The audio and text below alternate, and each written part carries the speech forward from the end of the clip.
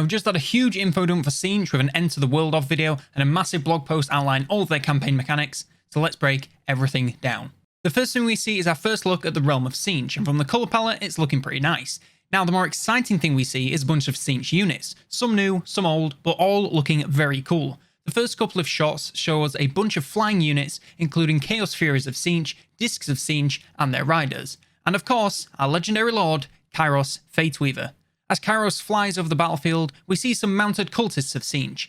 Judging from their weapons of staffs and magic-imbued swords, I would guess they are similar to the Doomfire Warlocks, where they can cast certain spells at the same time as charging around like any other cav unit. We get a few more shots of the Disc of Tzeentch before heading over to the front lines to meet the Blue Horror and Forsaken front lines of Tzeentch. But just before that, in the background, we catch a glimpse of the burning chariots of Tzeentch flying across the sky in the background. Now, these are normally ridden by exalted flamers, and they're able to channel their magical flames to a higher degree than your regular flamers. The next units we see are some Pink Horrors and the Herald of Tzeentch. Pink Horrors are a little more magical focused than the blue, and from what we see here, they appear to be ranged infantry. Heralds are likely to be heroes of Tzeentch that specialise in magic, though they will likely not be as powerful as the Lords of Change. We then get a beautiful overhead shot of the battlefield with the Screamers flying above the lines below. These are a demonic bird-type creature that dive into combat from above, whilst letting out horrifying screams, hence their name. After this, we get a few more shots of the Chaos Spawn of Tzeentch, followed by Pink Horrors loosing their missiles from behind another Lord of Change, which I would guess is a Lord or Hero. These are basically like the Lord of Change you can get as Norsca and Chaos, so are powerful magical monsters that can do decent in combat, as well as some good casting. We see some casts from Kairos taking out the flying gunships of Cathay, followed by the Discs and their riders moving to take on the Longma riders. Nearly at the end here we get shots of two kinds of flamers, one pink and the other blue, spewing flames on the enemy, which looks to be a souped up version of warp fire throwers. And finally, we close on Kairos, casting some unknown missile spell at the camera, and the laws of magic for Tzeentch is something I'm dying to see at this point. Now, we also have the Tzeentch campaign mechanics blog to go through, and the first thing we learn is that we're only getting one Chaos Lord per faction at launch. These mechanics here will be available to all Tzeentch factions, and the individual faction mechanics will be explained later on. First up, Grimoires. Grimoires are a unique currency to the faction that can be earned via battles, buildings, sacking, dilemmas, and more. Collecting them doesn't really do anything for you, but you can spend them on a large number of things, which will be revealed along with the other mechanics. Changing of the ways next up, this is the main way you'll be spending your Grimoires, and it's a series of actions unique to the faction that allow you to change and observe things in the campaign map in a way no one else can. Each action has a long cooldown and costs a large amount of Grimoires, and both of these downsides scale with the severity of the action. Some actions also require technology to unlock, so may not be available to you till much later into the campaign. You can transfer control of a settlement to a new faction. This can be done to and from your faction or others. You can open the gates of a settlement for a few turns to make siege attacks easier. You can force a rebellion in a region, which spawns an army like normal. You can track a targeted army. You can reveal the plans of all armies of a single faction. I'm assuming this just means it shows you where they will move next turn. You can reveal all of a target faction's territory. You can halt all movement of a target faction for one turn. You can give any faction a war coordination target even if you're not in an alliance with them. You can forcibly break an alliance between two factions. And finally, you can force a war between two factions. Now, these sound like they could be a ton of fun, a little trolly, and very powerful, so I'm definitely excited to give them a go. Next up, the Winds of Magic manipulation. This one is rather simple. You can take the Winds of Magic from one area under your control and send it to another place you control. This not only gives you more magic to play with in the battle area, but some buildings in the faction also benefit from a high Winds of Magic. Alongside this mechanic, we are also teased with a Winds of Magic rework that will be revealed later on down the line. Next, we have Corruption, Unholy Manifestations, and the Great Game.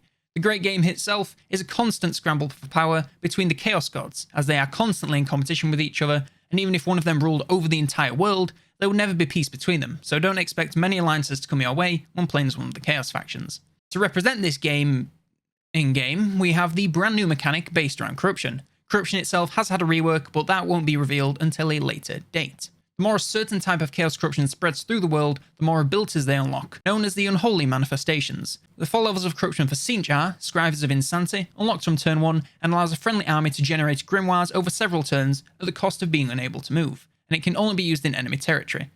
The Mutagenic Energies requires 1500 global Tzeentch Corruption, and it causes a target army to suffer attrition no matter the situation or immunities. Magic Flare needs 3000 Corruption and increases the range and barrier hit points of all units in an army. Oh yeah, the barrier is a special shield all Tzeentch units have, and this will be explained in more detail in the roster reveal.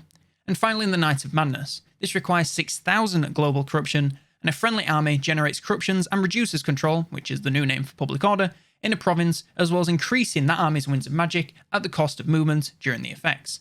The more the corruption spreads, the more powerful these abilities become. Finally, we have incentive to spread the stuff. Next up we have cults. Once corruption is high enough, cults can form for each god, and they create a building slot similar to Undercities.